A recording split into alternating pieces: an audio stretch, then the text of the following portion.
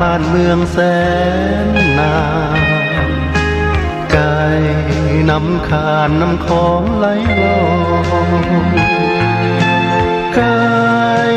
เสียงกานกกบฮ้องไกลไกลขันกูก้องบอกอรุณแจ่มใส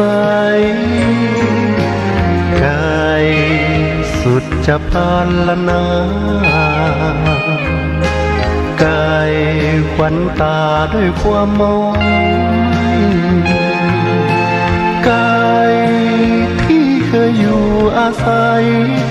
ไกลท้องนากอไผ่ส่วนให้ใจไฟหาไกล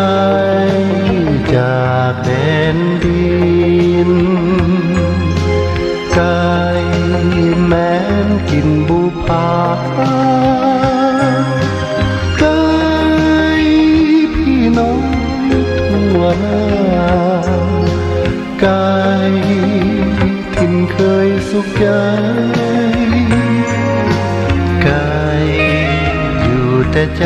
คันไกลหักจึงเพิ่มความฝันไปไกลแสนที่เธอเอ่ยใครไกลพร้อมความมองไม่หัวใจแทบขาดลม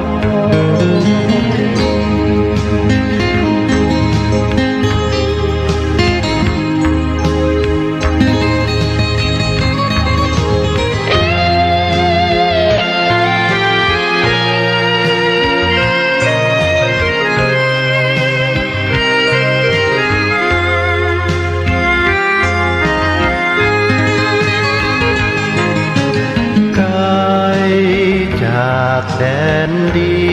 นไกลแม้นกินบุพาไกลพี่น้องทั่วหน้าไกลทินเคยสุขใจไกลอยู่แต่ใจคะนึงไกลหักจึงเพิ่มความฝันใฝ่ไกลแสนที่จะเอ่ยใครไกลพร้อมความมองไม่หัวใจแทบขาดลอย